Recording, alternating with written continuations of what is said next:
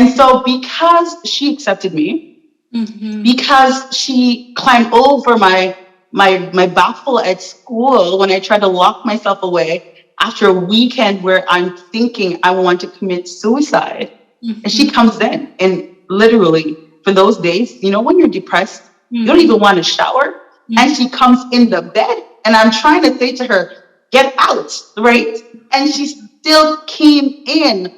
God used this young lady as a demonstration of his love for me. Because 2 years later, I get emotional every time I talk about this.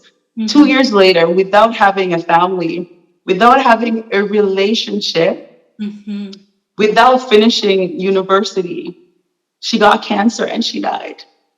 I feel like she was used by God to influence my life so that I can influence the life of others. I think like I'm here now, the message that I give to others who seem to be broken and where people think, oh my God, how can you talk to that person? That person is crazy. I think I could have been crazy too, right? I could have committed suicide too. Like I tried to commit suicide too, right? And a lot of times these things happen to us because of what the purpose of God is for our life. But when we're going through the process, it feels so challenging. It's despair.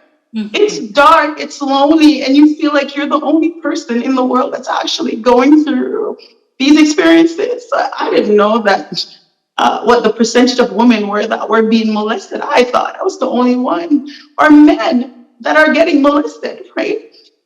So there is the hope. But so often people feel hopeless because the people that God has surrounded them with have chosen to operate out of love, not in love. Like they operate from hate and fear as opposed to love. And so this young lady accepted me for who I was and was able to say, hey, just be you. Like, I love you. You are unique. I don't care if you didn't brush your teeth this morning. I'm coming in. And I was like, you're crazy. But here I am today. Like there are examples of others who I found myself showing up in similar ways where I'm knocking down the door, where I'm showing up at the door, right? And I'm literally that crazy friend that if you don't hear me, I'm showing up because someone did that for me, right? And it may feel to others as different, but I feel like this is what God has called us to do, is to be different and to show how because we overcome by the blood of the Lamb and the words of our testimony. But how do we testify except through the example that we give? We are that book that they read. And so today, my focus is to reach others like myself who felt or still are feeling hopeless and loveless and afraid. And to say there is more, right? I have to give name to my friend. Her name is Natasha Turner. She's from Montego Bay, Jamaica. She died over 21 years ago. But this is the Natasha story, like Natasha Turner story. Right? That's amazing. And you know, you said something that's really, I think everyone needs to hear it. Because I think as Black people, our traumas, they have been so many and they continue through the generations, right? And the sexual traumas, the emotional traumas, the physical traumas, they continue unless we enter that space of love. And so your friend, you know, one of the things I say to every one of my clients now is when we go into those zones, you know, where we're noticing the trauma, and it's a place from which, you know, we beat the other person's chest and say, you should not have done that to me. But if you take a moment and you look at what surrounded you, besides that pain, there was somebody who showed you love. Like we're always asking the question, show me love, show me love, show me love.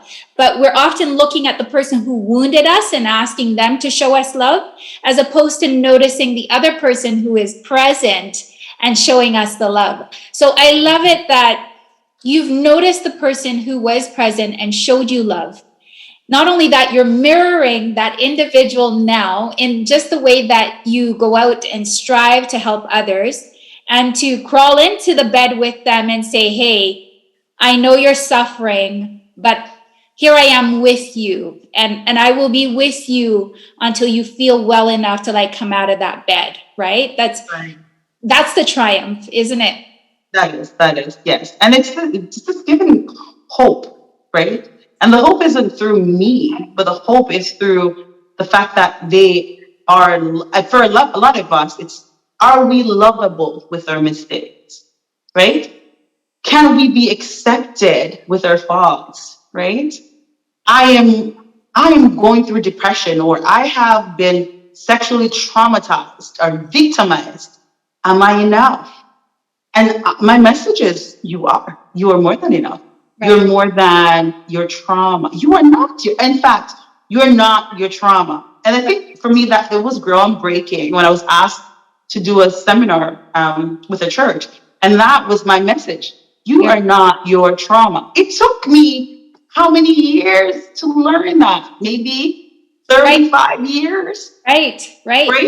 Because out of these moments, and even that 6-year-old child that you were, and the healing that has to happen with that 6-year-old child. And we forget sometimes that we have to go back and we have to talk to the 6-year-old. And Yes. oftentimes we think we have to talk to them about, what went wrong and the fact that they're better than that and all of that stuff. But we just have to say one thing to them, right? And the thing is, remember who you were before this moment happened. Remember who you were before it happened, because this moment is just something you're supposed to overcome, but it is Mhm. not who you are. So I love it. Absolutely love it that is the message that you are bringing to the world. So we're here and we're having conversations because the Black soul is so Mhm. important to me. And the Black soul has a history. The Black soul has a place with our God. The Black soul is here to be the peacemaker and the peacekeeper of the earth. And we've been wounded and we've been given many messages, and for a lot of us, we're still focused on all the traumas that we've experienced.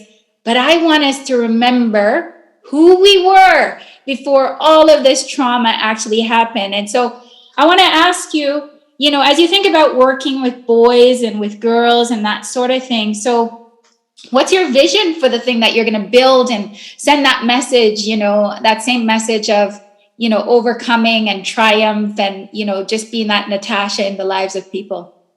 Well, Dr. Joan, great question. Youth, especially kids, because I was traumatized as a child. Yeah. My passion or my zeal is to create a foundation for children. It's called Black Diamond Kids, and the primary goal of that foundation is to help children who've been traumatized, to receive healing, but also to find their passion, or not just their passion, but their direction in life, and to help them to go. So whether it's, the emotional healing piece, or if it's an academic help, or just love and acceptance, the goal is to also create like a home, like a safe space, so that they could then feel accepted and loved and encouraged and motivated. So that's the project that is on my heart, that I feel like God has given me. The goal is to also go into schools in different provinces and speak, and just kind of share my story, because there are many Marshas out there, and for a lot of us, it might not be a family member's husband, but it could be our own fathers. I've heard issues where it's their own fathers, right, that have abused them sexually, your cousins.